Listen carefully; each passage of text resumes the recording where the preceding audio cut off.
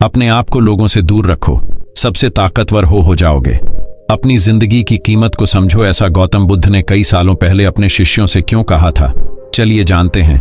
एक कहानी के माध्यम से, तो बिना देर किए चलिए उस कहानी की शुरुआत करते हैं। जिंदगी की कीमत क्या है। हम में से बहुत से लोग अपनी जिंदगी की वैल्यू नहीं समझते और अपने जीवन को ऐसी चीजों में बर्बाद कर देते हैं जिनसे हमारा नुकसान ही होता है। कुछ लोग अपनी जिंदगी शराब के पीछे बर्बाद कर देते हैं, तो कुछ लड़कियों के चक्कर में, और कुछ अपनी सारी जिंदगी पैसा पैसा करके बर्बाद कर देते हैं। आज की इस कहानी के जरिए आप जानेंगे कि हमारी जिंदगी कितनी कीमती है और हमें अपनी इस कीमती जिंदगी को किस तरह जीना चाहिए।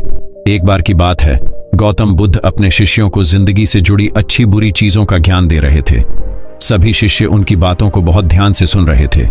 उन सभी में एक शिष्य ऐसा था जिसे प्रश्न पूछने की बहुत आदत थी। वो उठकर गौतम बुद्ध के पास गया और उनसे बोला, आप हमें जिंदगी के बारे में जो कुछ सिखा रहे हैं उस सब का क्या फायदा, क्योंकि हम में से बहुत से बच्चों को ये भी नहीं पता कि हमारे जीवन का मूल्य क्या है और ये जीवन हमारे लिए कितना कीमती है। पहले आप हमें ये बताइए कि इस जीवन का मूल्य क्या है। अपने शिष्य की बात सुनकर गौतम बुद्ध अपने कक्ष में गए और एक चमकता हुआ पत्थर का टुकड़ा लेकर आए। वो टुकड़ा उन्होंने अपने शिष्य को दिया और बोले, मैं तुम्हें इस जीवन का मूल्य तब बताऊंगा जब तुम इस पत्थर का सही मूल्य पता लगा कर आओगे। साथ ही ये ध्यान रखना कि तुम्हें ये पत्थर का टुकड़ा किसी को बेचना नहीं है। गौतम बुद्ध की बात मानकर वो शिष्य बाजार की तरफ चला गया। बाजार में सबसे पहले उसकी नजर एक फल बेचने वाले पर पड़ी और उसने वो पत्थर उस फल वाले को दिखाया और बोला, इस पत्थर के बदले आप मुझे कितने फल दे सकते हो। फल वाला बोला, ये पत्थर कुछ खास तो नहीं है, लेकिन फिर भी इसके बदले में तुम्हें 10 केले दे सकता हूं। वो शिष्य उस पत्थर को लेकर आगे चला गया। फिर उसे एक सब्जी वाला मिला। शिष्य ने उस सब्जी वाले से उस पत्थर की कीमत पूछी। सब्जी वाले ने उस पत्थर को ध्यान से देखा और बोला, इस पत्थर की कीमत के बदले में तुम्हें ज्यादा से ज्यादा एक बोरी भरकर सब्जियां दे सकता हूं। इसके बाद वो शिष्य उस पत्थर को लेकर एक सोने के व्यापारी के पास गया। उस पत्थर के टुकड़े की चमक देखते ही उस सुनार ने उसकी कीमत 100 सोने के सिक्के लगाई। शिष्य ने वो टुकड़ा बेचने से मना किया तो वो सुनार उसके बदले 200 सोने के सिक्के देने को भी राजी हो गया, लेकिन शिष्य ने वो पत्थर नहीं बेचा। इसके बाद वो शिष्य एक हीरों के व्यापारी के पास गया और उनके सामने उसने वो पत्थर के टुकड़े को रख दिया। उस पत्थर को देखते ही हीरों के व्यापारी ने एक साफ कपड़ा बिछाया, उस पत्थर को उसके ऊपर रखा, फिर उसकी परिक्रमा की और हाथ जोड़कर उस पत्थर को कपड़े में लपेटते हुए वो बोला, तुम जिसे मामूली पत्थर समझकर उसकी कीमत पूछ रहे हो, असल में ये एक बेशकीमती रूबी है। ऐसा रूबी हर किसी को नहीं मिलता। मैं अगर अपना सब कुछ बेच भी दूं तो भी इसकी कीमत नहीं चुका सकता। उस व्यापारी की बातें सुनकर वो शिष्य हैरान हो गया। वो दौड़ा दौड़ा सीधा बुद्ध के पास आया और उन्हें उसने जो कुछ भी बाजार में हुआ वो सब बताया। उसकी अचरज भरी बातें सुनकर गौतम बुद्ध बोले, तुम्हारे सवाल का जवाब इस रूबी की कीमत में ही छिपा है।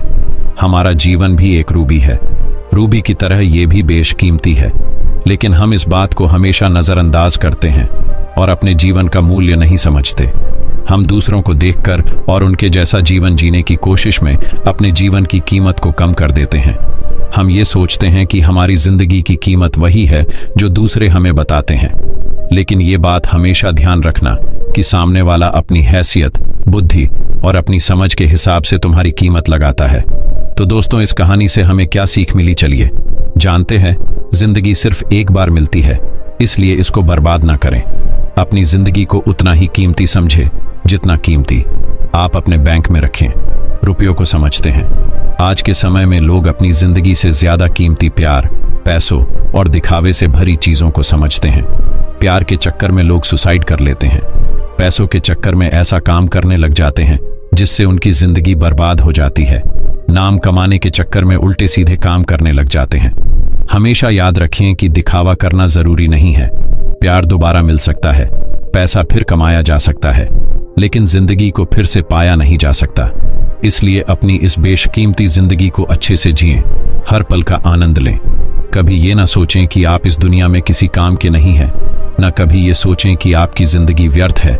आपके होने या ना होने से कुछ फर्क नहीं पड़ता। जब भी ऐसे नेगेटिव विचार आपके मन में आए तो खुद को बस ये याद दिलाएं कि जीवन एक रूबी है और ये बेशकीमती है। तो चलिए दोस्तों, अब हम जानते हैं जीवन से सारी परेशानी रहस्यमयी तरीके से कैसे दूर करें। उसे जानने के लिए हम आपको गौतम बुद्ध की दूसरी कहानी सुनाएंगे। तो बिना देर किए उस कहानी की शुरुआत करते हैं दोस्तों। ये कहानी आपकी जिंदगी बदल देगी, इसीलिए इस कहानी को पूरा सुने।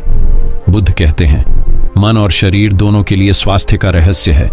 अतीत पर शोक मत करो, ना ही भविष्य की चिंता करो, बल्कि बुद्धिमानी और ईमानदारी से वर्तमान में जियो।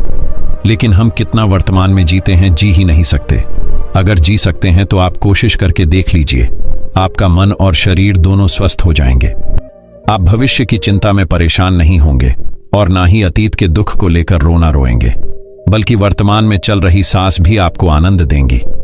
मैंने सुना है कि कहीं दूर एक पहाड़ के चट्टान पर एक व्यक्ति बैठा रो रहा था। वहां से एक बौद्ध भिक्षु गुजरा। उसे रोता देख भिक्षु उस व्यक्ति के पास आया और बोला, क्या तुम यहां से कूदकर आत्महत्या करना चाहते हो? व्यक्ति बोला, आपने सही अंदाजा लगाया, मैं चाहता तो यही था, मगर हिम्मत नहीं जुटा पा रहा। भिक्षु ने कहा, क्या सब पीछे छोड़कर आए हो या अपने साथ भी कुछ लाए हो?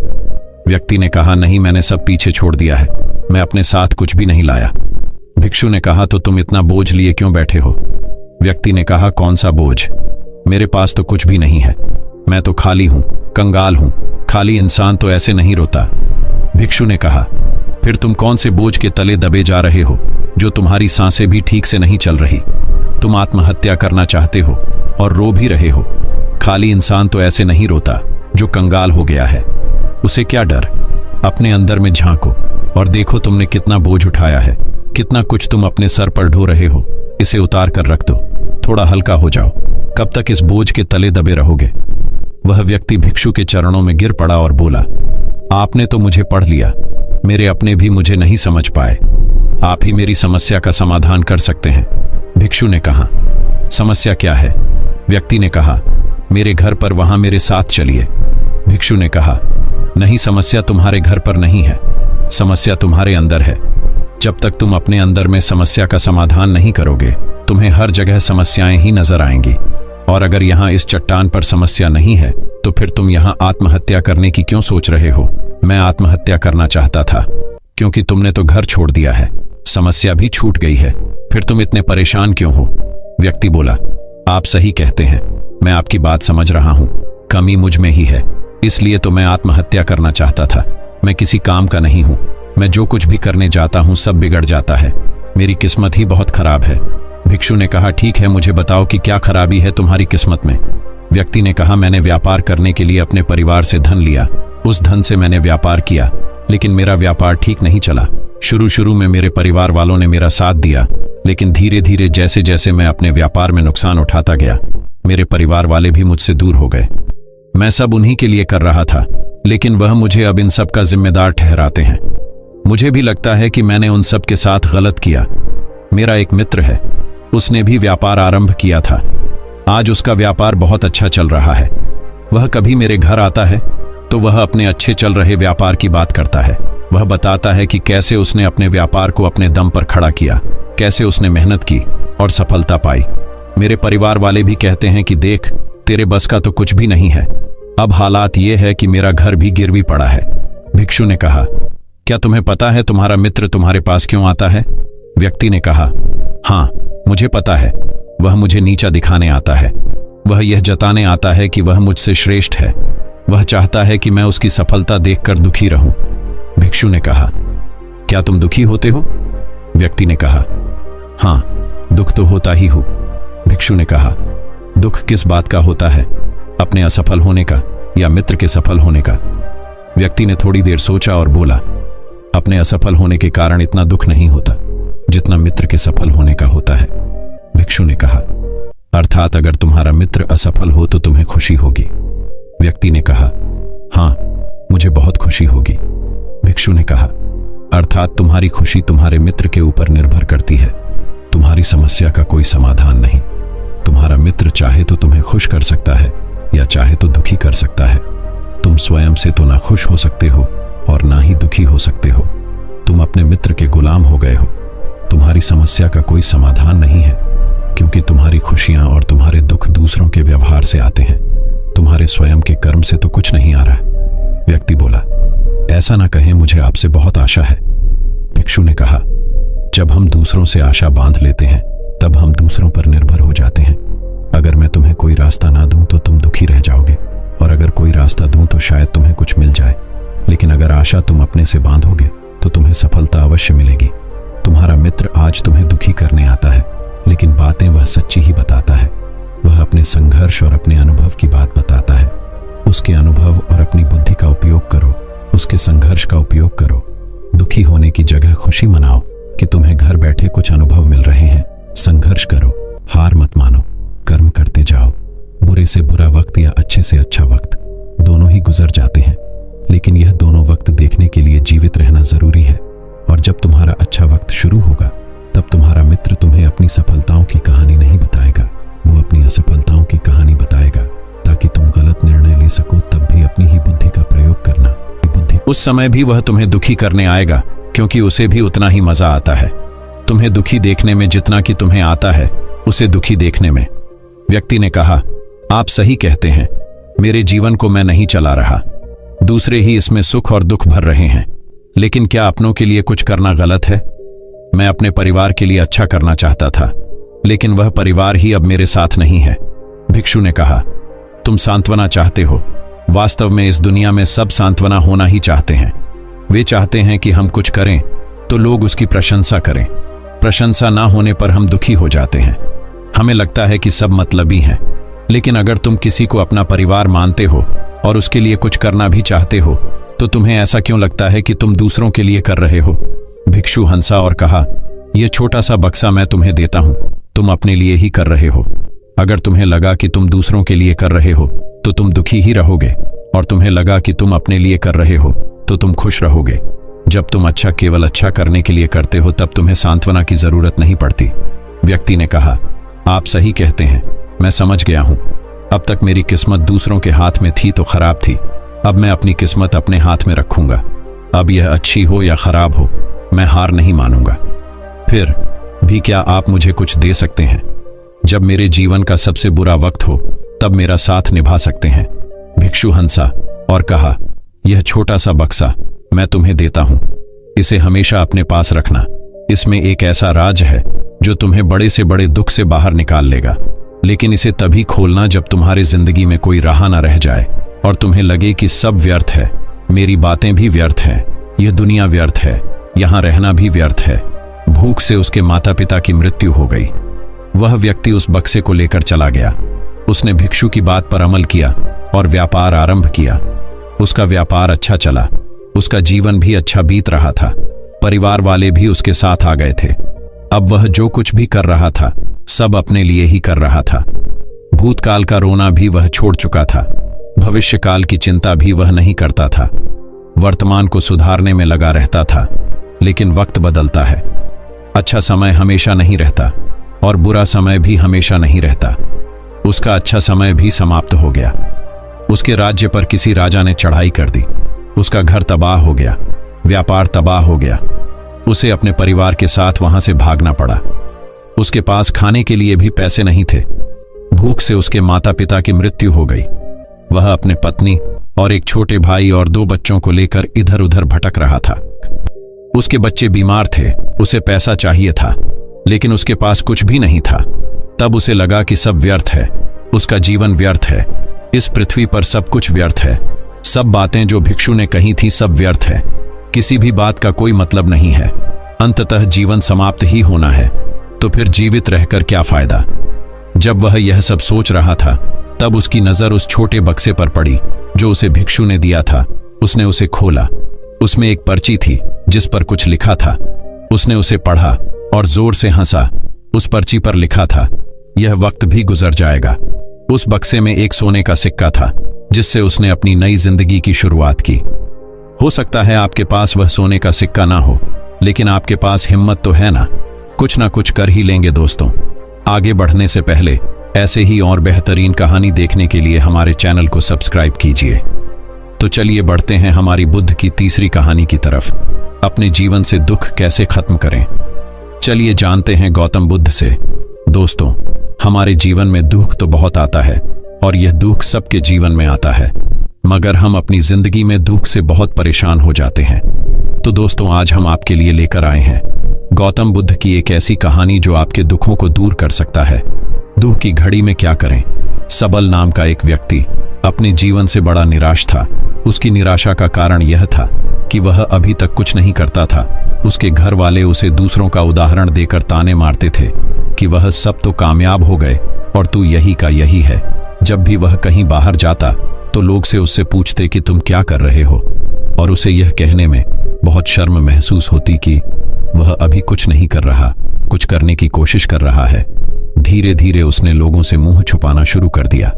उसका दुख इतना बड़ा था कि उसको लगता कि वह धरती पर बोझ है और उसके बस में कुछ भी करना नहीं है। वह कुछ कर ही नहीं सकता तो वह जीकर क्या करेगा। उसे मर जाना चाहिए। वह अकेले में बैठकर रोता और भगवान को दोष देता। एक दिन उसने नगर में गुरु को देखा जो दुख के ऊपर अपना प्रवचन दे रहे थे। गुरु ने कहा, दुख एक गुरु की तरह होता है जो आपको जीवन के बारे में समझाता है और बताता है। यह आपको सही से जीने का तरीका देता है। आप चाहे तो दुख रूपी गुरु से जीवन जीना सीख सकते हैं या दुख में डूबकर बैठकर रो सकते हैं। सबल भी यह बातें सुन रहा था। उसने गुरु से कहा, दुख कुछ सिखाकर नहीं जाता बल्कि पीड़ा देकर जाता है। दुख की पीड़ा अनंत होती है।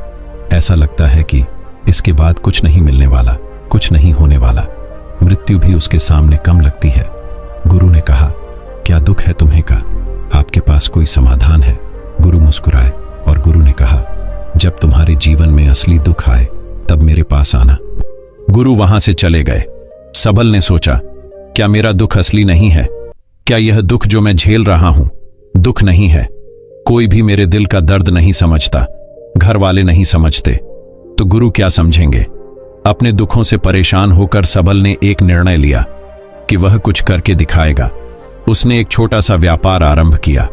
उसे उसके व्यापार में सफलता नहीं मिल रही थी, पर उसके घर वाले बहुत खुश थे कि वह कुछ तो प्रयास कर रहा है।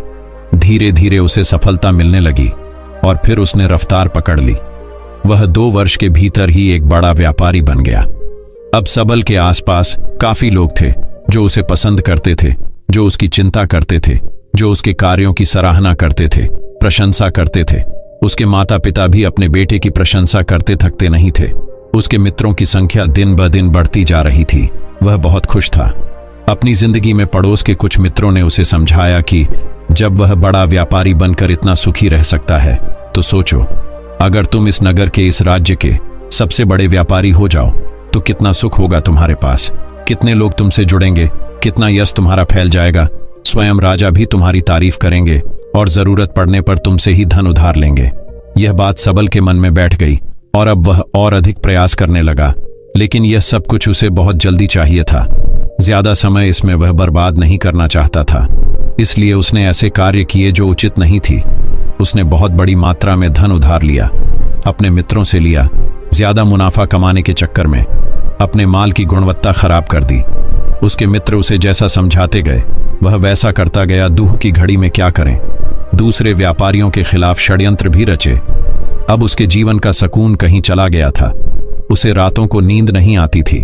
वह हमेशा कुछ उधेड़बुन में लगा रहता था। सुख साधन की सारी वस्तुएं होने के बाद भी उसे किसी में सुख नहीं मिल रहा था। एक दिन सबल अपने रथ में बैठकर एक मार्ग से जा रहा था। रास्ते में उसने गुरु का आश्रम देखा। वह गुरु के पास पहुंचा और कहा, गुरुदेव, आपने कहा था कि असली दुख हो तो मेरे पास आना। मेरे जीवन में बहुत दुख है, मैं रात को सो नहीं पाता। सबल गुरु को अपनी सारी बात बताई। गुरु ने कहा, जब तुम पहली बार मिले थे तब भी तुम किसी दुख में थे। उस दुख से तुमने क्या सीखा? सबल ने कहा, मैंने सीखा कि केवल सोचने मात्र से कुछ नहीं होता। कर्म को अंतिम पड़ाव तक ले जाना आवश्यक होता है। अपनी सोच को साकार करने के लिए कर्म करना पड़ता है और केवल कर्म करने से कुछ नहीं होता। कर्म को अंतिम पड़ाव तक ले जाना आवश्यक होता है। चाहे रास्ते में कितनी भी बाधाएं आए, कितनी भी निराशा आए, चाहे ऐसा क्यों ना लगे कि अब कुछ नहीं होगा, तब भी यह मानकर कि जो कार्य मैं कर रहा हूं मैं इसमें सफल होकर ही रहूंगा। कर्म करना चाहिए। लोग केवल सफल व्यक्ति को ही महत्व देते हैं, बाकी सब चाहे कोई कितना भी अच्छा क्यों ना हो, इस दुनिया के लिए वो बोझ ही कहलाता है। गुरु मुस्कुराए और गुरु ने कहा, जब तुम्हारी जीवन में असली दुख आए तब मेरे पास आना, मैं उसका समाधान अवश्य करूंगा। सबल ने गुरु को एक घड़ा भेंट किया जो सोने के सिक्कों से भरा था। घड़े को देखकर गुरु ने कहा, इस घड़े को वहां उस पेड़ के नीचे गड्ढा खोदकर दबा दो। यह मेरे किसी काम का नहीं। सबल ने ऐसा ही किया और वहां से चला गया। धीरे धीरे सबल को व्यापार में घाटा होने लगा। उसकी धन संपदा धीरे धीरे घटने लगी और एक समय ऐसा आया जब उसके ऊपर बहुत कर्जा हो गया, पर वह निश्चिंत था क्योंकि कर्जा उसके मित्रों द्वारा ही उसे दिया गया था। वह सोचता था कि उसके मित्र उसके बुरे समय में उसका साथ देंगे, पर ऐसा कुछ नहीं हुआ। सबसे पहले मित्रों ने ही अपना उदार धन उससे मांगना शुरू किया। ना देने पर जान से मारने की धमकी भी दी। उसके शुभचिंतक, उसके चाहने वाले सब उससे दूर हो गए। उसके पिता उसे उसकी गलतियों को गिनवाने लगे। उसकी सारी संपत्ति नीलाम हो गई। उसके पास कुछ नहीं बचा। उसने अपने पिता से सहायता मांगी। पिता ने कहा, मेरे पास यह थोड़ी सी ही संपत्ति है। अगर मैं तुम्हें यह दे दूं तो मैं और तुम्हारी मां को कहां रखूंगा? हमारा आखिरी सहारा यही संपत्ति है। उसके जीवन में बहुत गहरा दुख था। उसके आसपास कोई भी ऐसा नहीं था जो उसे संभाल सके। लोगों से मिले इस धोखे की वजह से वह टूट गया था। लगता था कि जीने का कोई मतलब नहीं है, मृत्यु ही एकमात्र सहारा है। वह मरने के लिए एक नदी की तरफ जा रहा था। तभी रास्ते में उसे याद आया कि गुरु ने कहा था कि जब उसके जीवन में असली दुख आए तो वह उनके पास आए और वह उसके दुख का समाधान करेंगे। सबल गुरु के पास गया और उसने गुरु को सारी बात बताई और कहा कि मेरे दुख का समाधान कीजिए। गुरु ने कहा, जब तुम्हारे जीवन में असली दुख आए तब मेरे पास आना, मैं उसका समाधान अवश्य करूंगा। सबल ने कहा, असली दुख क्या होता है गुरुदेव? क्या अब जो मेरे जीवन में घट रहा है वह दुख नहीं है? गुरु ने कहा, पहले यह बताओ कि तुमने अपने इस दुख से क्या सीखा है? सबल ने कहा, जो लोग तुम्हारी तरक्की के साथ, तुम्हारी सफलता के साथ तुम्हारे साथ साथ आए हैं वह तुम्हें धोखा देंगे, क्योंकि तुम्हारे बुरे समय में वह तुम्हारे साथ नहीं रहेंगे बल्कि तुम्हारा फायदा उठाएंगे। भरोसा केवल उन्हीं लोगों पर करना चाहिए जो तुम्हारे बुरे समय में, असफलता के समय में तुम्हारे साथ खड़े रहे हो। और ऐसे लोग बहुत कम ही देखने को मिलते हैं। जिन्हें मिलते हैं उन्हें हमेशा उनकी कद्र करनी चाहिए। कभी किसी के खिलाफ षड्यंत्र नहीं करना चाहिए। ईमानदारी और धैर्य के साथ काम करना चाहिए, लालच नहीं करना चाहिए। गुरु ने पेड़ के नीचे गड्ढा खोदकर गड़ा हुआ खजाना निकाला जिसमें सोने के सिक्के भरे थे और वह घड़ा सबक को दे दिया और कहा, जब असली दुख हो तभी आना। सबल ने गुरु को प्रणाम किया, धन्यवाद दिया और वह घड़ा लेकर चला गया। उस धन से उसने दोबारा व्यापार शुरू किया और अब वह छोटा सा व्यापारी बनकर भी खुश था और ईमानदारी से काम करते करते वह एक बड़ा व्यापारी भी बन गया। हालांकि इसमें उसे अब कुछ समय लगा, लेकिन अब वह खुश था। उसका जीवन खुशियों से भरा था। लेकिन आप कितने ही अच्छे हैं, कितना ही अच्छा काम करते हो, दान करते हो, पुण्य करते हो, लोगों की मदद करते हो, जीवन में दुख सबके आता है। तो सबल के जीवन में भी दुख आया। उसके माता पिता की मृत्यु हो गई। वह दोनों एक ही दिन मृत्यु को प्राप्त हो गए। सबल अपने माता पिता से बहुत प्रेम करता था, इसलिए उसे बहुत गहरा आघात लगा। वह उन्हें शमशान ले गया। वहां पर उनकी अंतिम क्रिया की गई। सबल ने उन्हें चिता में जलते हुए देखा। उसका मन बेचैन हो गया। उसके मन में हजारों सवाल खड़े हो गए। वह घर वापस आया तो उसने अपने माता पिता की संपत्ति को देखा जिसके लिए वह हमेशा लड़ते रहते थे। आज वह लावारिस पड़ी थी। उसकी देखरेख करने वाले, उसके लिए लड़ने वाले चले गए थे। उसके पिता ने जो भी इकट्ठा किया था सब यही रखा था। एक दिन पहले तक भी वह अपनी संपत्ति के लिए किसी से भी लड़ने के लिए तैयार थे, पर आज नहीं। उसका मन बहुत बेचैन हो रहा था। उसे लग रहा था जैसे कुछ खाली है, कुछ अकेलापन है, कुछ डर है, कुछ है जो समझ नहीं आ रहा। इसलिए वह गुरु के पास पहुंचा। गुरु ने सबल को देखते ही कहा, क्या कोई दुख है? सबल ने कहा, जीवन में वैसे तो कोई दुख नहीं है गुरुदेव, सब ठीक है, सब सुख है, पर आज मेरे माता पिता की मृत्यु हो गई और मेरा मन बहुत दुखी है। गुरु ने कहा, इसमें दुखी होने वाली क्या बात है? एक दिन सबके प्रियजनों को मर जाना है। जीवित तो यहाँ कोई ना रहा और ना कोई रहेगा। तुम भी एक दिन मर जाओगे। हो सकता है कल, या कहो आज, या कहो तो अभी तुम मर सकते हो। सबल ने कहा, गुरुदेव आप यह क्या कह रहे हैं? मैं भी मर जाऊंगा, पर अभी तो मैं जवान हूं। गुरु ने कहा, इस प्यारे से भ्रम में तो सब जीते हैं कि मृत्यु बूढ़ों को आती है, जबकि उनके सामने ही जवान मर जाते हैं, बच्चे भी मर जाते हैं। मृत्यु को किसी की उम्र से कोई लेना देना नहीं है। गुरु के मुख से यह बातें सुनकर सबल वहां से चुपचाप चला गया, पर उसका मन जैसे बेचैन हो गया था। वह कुछ खालीपन सा महसूस कर रहा था।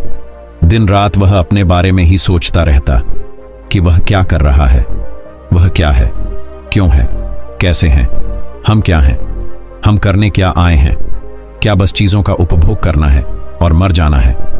उसे कोई जवाब नहीं मिल रहा था और उसका दुख बढ़ता ही जा रहा था।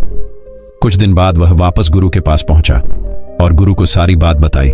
गुरु मुस्कुराए और गुरु ने कहा, आज पहली बार तुम्हारी जीवन में असली दुख उत्पन्न हुआ है। वास्तव में यही है जो दुख कहलाने लायक है कि हमें नहीं पता कि हम क्या कर रहे हैं, क्यों हैं, कैसे हैं, कौन हैं हम और हमें क्या करना है। सबल ने कहा, गुरुदेव मेरे दुख का समाधान कीजिए।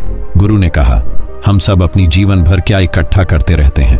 सबल ने कहा, गुरुदेव सभी लोग धन संपत्ति, मान सम्मान, प्रेम परिवार, मित्र शत्रु, पद प्रतिष्ठा इकट्ठा करते रहते हैं। गुरु ने कहा, क्या इनमें से कुछ भी इकट्ठा करके हम अपने साथ ले जा सकते हैं? सबल ने कहा, नहीं गुरुदेव, इनमें से कुछ भी साथ नहीं जाता। मेरे माता पिता के साथ भी कुछ नहीं गया, सब तो यहीं छूट गया। गुरु ने कहा, ध्यान से समझना, इस दुनिया में जिसे हमें इकट्ठा करना है उसे हम कभी इकट्ठा करते ही नहीं। सभी चीजों को देखते हैं लेकिन उसे देखते ही नहीं जिसे हमें इकट्ठा करना है, वह है हम खुद। हम इस दुनिया में अपने आप को इकट्ठा करना है ताकि जब हमारी मृत्यु हो तब हम एक हो सके और अपने आप को पहचान सके। हम बटे हुए हैं प्रेम में, नफरत में, क्रोध में, क्रूरता में, धन में, संपत्ति में, पद में, प्रतिष्ठा में, सम्मान में, पहचान में, धर्म में, जाति में, दूसरों को लूटने में और अपने आप को लुटाने में, और ऐसी ही हजारों लाखों छांव में, वासनाओं में हम बटे पड़े हैं। हम टुकड़ों में जीवन जी रहे हैं। हमारी चेतना कभी एक नहीं हो पाती। हमारी ऊर्जा शक्ति बिखर गई है, इसलिए हमारे पास इतना भी समय नहीं है या इतनी भी शक्ति नहीं है कि हम मुड़कर अपनी ओर देख सकें। वास्तव में लोग जिंदगी भर जिन्हें दुख दुख कहकर चिल्लाते रहते हैं और उनका समाधान खोजते रहते हैं, उन्हें उनका समाधान कभी मिलेगा ही नहीं, क्योंकि जिन्हें वह दुख कहते हैं वह दुख है ही नहीं। इसलिए यहाँ किसी को कभी उनके दुख का समाधान नहीं मिलता। वह बस एक परिस्थिति से छूटकर दूसरी परिस्थिति में फंस जाते हैं। जैसे वह पहली समस्या में रो पड़ते थे वैसे ही वह दूसरी समस्या में रो पड़ते हैं। हमेशा ही एक ही समाधान नजर आता है, वह है मृत्यु, पर वह भी कोई समाधान नहीं है। इसलिए इन सब का अगर परम समाधान चाहिए तो अपने आप को इकट्ठा करो, अपनी ऊर्जा को इस संसार से वापस खींचो, उसे एकत्रित करो, अपने ऊपर ध्यान दो, अपने पर ध्यान लगाओ। मृत्यु से पहले अपने आप को पहचान लो, ऐसे ही बिखरे हुए मत चले जाना। सबल ने कहा, तो क्या गुरुदेव हमें यह संसार छोड़ देना चाहिए, अपनी इच्छाओं को मार देना चाहिए? क्या हमें यहाँ किसी से प्रेम भी नहीं करना चाहिए? गुरु ने कहा, तुमसे इच्छाएं, कामनाएं और वासना ऐसी ही निकलती है जैसे पहाड़ से कोई पत्थर गिर रहा हो, जिस पर पहाड़ का कोई नियंत्रण नहीं है सिवाय देखने के और परेशान होने के और कुछ खोने के। जब तुम एकत्रित हो जाते हो तब जो भी तुम करते हो सब नियंत्रण में रहता है, तब इच्छाएं भी तुम्हारी इच्छा से निकलती है। सबल ने कहा, गुरुदेव आपने मेरे सच्चे दुख का निवारण कर दिया है, आपका बहुत धन्यवाद। अब मैं अपने आप को एकत्रित करूंगा गुरुदेव। मानव शरीर में बहुत ऊर्जा है, बहुत शक्ति है, पर यह बेकार की चीजों में बटकर रह गई है, व्यर्थ की चीजों में लगी रहती है। ये ऐसे ही है जैसे एक शक्तिशाली मशीन किसी बच्चे के हाथ में दे दी गई हो। जैसे आपने कभी देखा होगा, बच्चे कभी कभी बाइक पर या कार में बैठकर उसे चलाने का नाटक करते हैं, क्योंकि उन्हें इतना ही पता है। ऐसे ही हम शरीर को चला रहे हैं। इसकी सही शक्ति का इस्तेमाल तो हम कभी कर ही नहीं पाते। खुद को एकत्रित करने का मतलब यह नहीं होता कि हम संसार छोड़ दें, सन्यासी हो जाएं, या झोला उठाकर कहीं चले जाएं, या अपने लिए या अपने बच्चों के लिए धन संपत्ति ना इकट्ठा करें। जैसे जब बच्चे बड़े हो जाते हैं तब वह बाइक या कार को चलाकर लंबी दूरी की यात्रा आसानी से कर सकते हैं, नहीं तो बाइक या कार वहीं खड़ी रहेगी और हमें यह वहम रहेगा, भ्रम रहेगा कि हम कहीं जा रहे हैं, जैसा कि बच्चों को होता है, पर हम कहीं नहीं पहुंचते। तो दोस्तों, उम्मीद करता हूं कि आपको यह गौतम बुद्ध की रहस्यमय कहानी उनसे कुछ सीखने को मिला हो। ऐसी और कहानी सुनाने के लिए हमारे चैनल को सब्सक्राइब कीजिए और इस वीडियो को जितना हो सके उतना अपने दोस्तों के साथ शेयर कीजिए। तो दोस्तों, आपका वीडियो देखने के लिए दिल से बहुत बहुत धन्यवाद। नमो बुद्धाय।